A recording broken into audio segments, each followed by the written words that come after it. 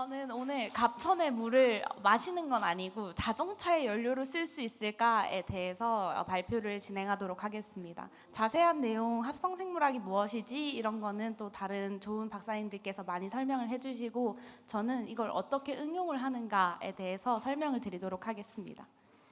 여기가 어딘지 아세요? 여기는 갑천이라고 하는 아까 말씀해주신 그런 강입니다. 대전에서 가장 큰 강 중에 하나인데 제 출퇴근길에 꼭 이 갑천을 지나야 하는 경로가 있거든요.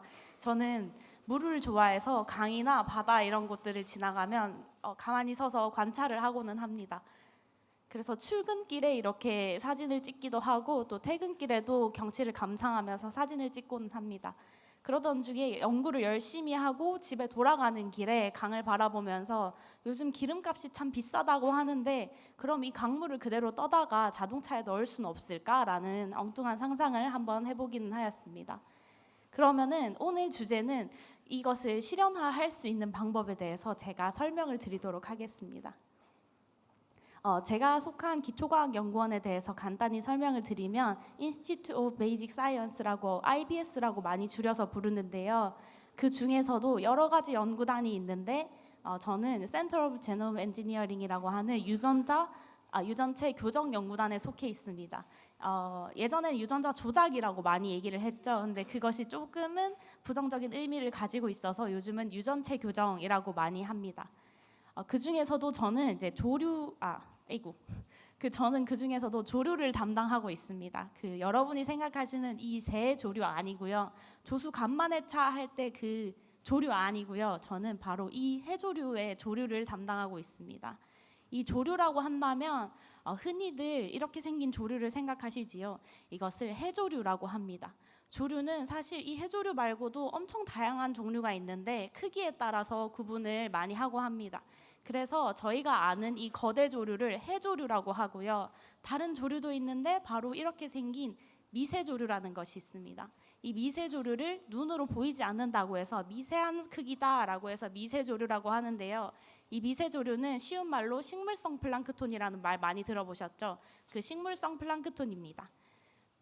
쉽게는 이렇게 스폰지밥에 나오는 이 플랑크톤 사장이 바로 식물성 플랑크톤에 해당합니다.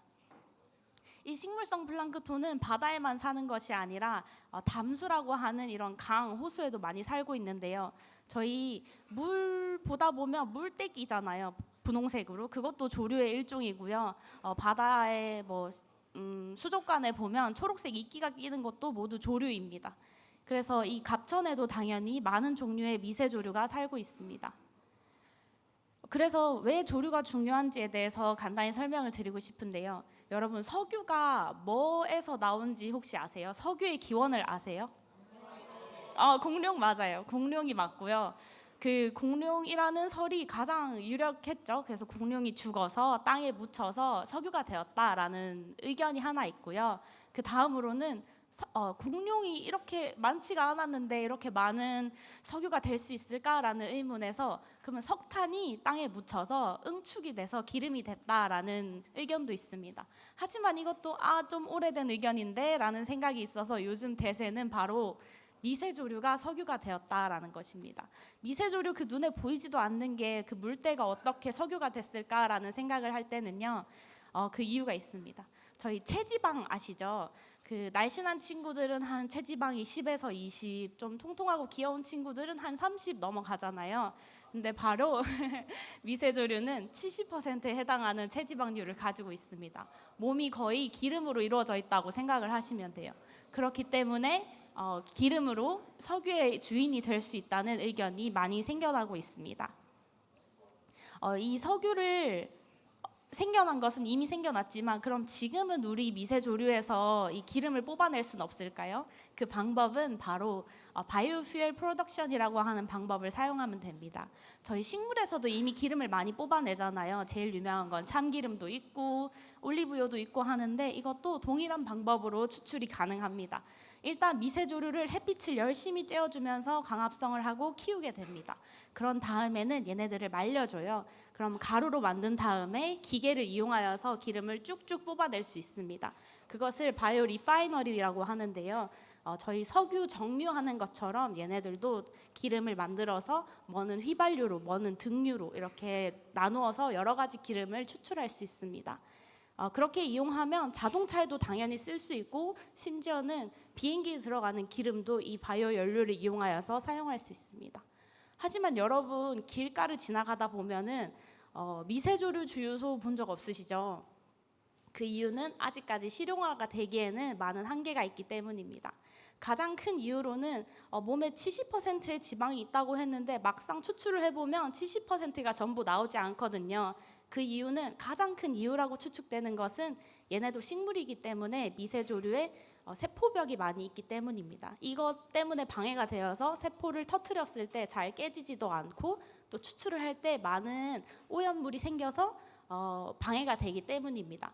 그렇기 때문에 저희는 유전체 교정 연구단이기 때문에 이 세포벽을 없애는 방법을 간구하기도 하고요. 아니면 우리가 세포를 터뜨리지 않고도 기름이 저절로 흐르게 나오게 한다거나 아니면 광합성을 더 잘하게 한다거나 번식을 잘하게 한다거나 하는 방법에 유전자 교정을 많이 시도하고 있습니다.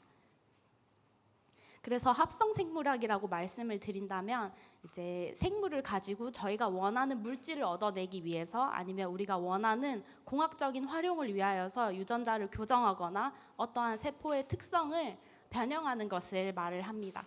그래서 만약에 다시 제목으로 돌아간다면 갑천의 물을 이용하여서 거기서 미세조류를 뽑아내고 그 미세조류를 열심히 키워서 기름을 뽑아낸 다음 다시 자동차에 넣게 된다면 저희는 갑천물을 이용하여서 자동차 연료를 만들 수 있는 방법을 말하고 있습니다.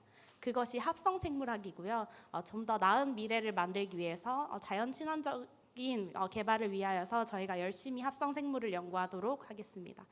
발표 들어주셔서 감사합니다. 김신양이었습니다.